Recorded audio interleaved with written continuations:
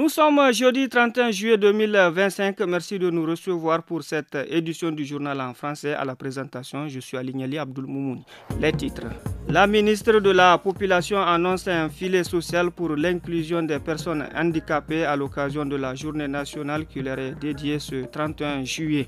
Vous entendrez ensuite le témoignage de Fatih Moukela, une femme en situation de handicap qui incarne un symbole d'autonomie grâce à la formation artisanale.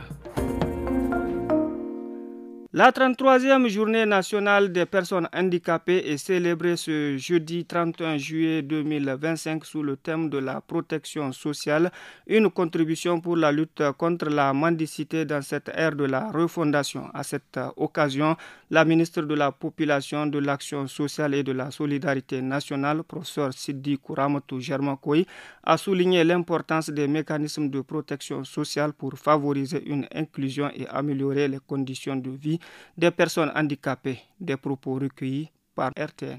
Le Niger a adopté plusieurs textes législatifs et réglementaires relatifs à la protection et à la promotion des personnes handicapées. Pour traiter de la question de mendicité, mon département ministériel, en collaboration avec la Fédération nigérienne des personnes handicapées, organisera un forum autour de la question pour trouver des pistes de solutions afin de combattre ce phénomène social qui prend de l'ampleur et même à l'étranger. La célébration de cette journée sera enrichie par le lancement du programme pilote de la carte d'égalité de chances intitulé Filet socio-inclusif au profit de 4006 ménages disposant des personnes handicapées dans les 26 communes de convergence à travers l'octroi des cash transferts aux bénéficiaires identifiés. À Niamey, Fatih Moukela, responsable d'un atelier de formation, incarne la réussite de l'autonomisation par l'artisanat vivant avec un handicap locomoteur.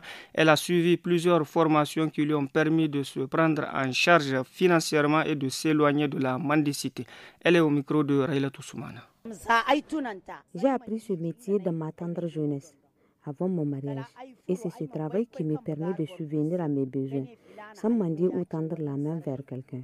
Ma famille ne serait d'ailleurs pas d'accord. Après mon apprentissage, j'ai travaillé pendant 3 ans avant de poursuivre des formations et renforcement de capacités pendant 6 ans. C'est après tout cela que je me suis mariée. Et Dieu merci, grâce à mon métier, je puis acheter des terrains que je vais léguer à mes enfants.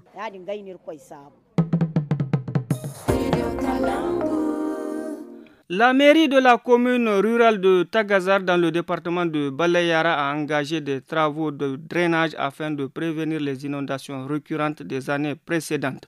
L'objectif est d'assurer une meilleure évacuation des eaux de pluie selon l'explication de l'administrateur délégué, l'adjudant-chef Nuhu Maman, au micro de Seydou Abdou Winditan.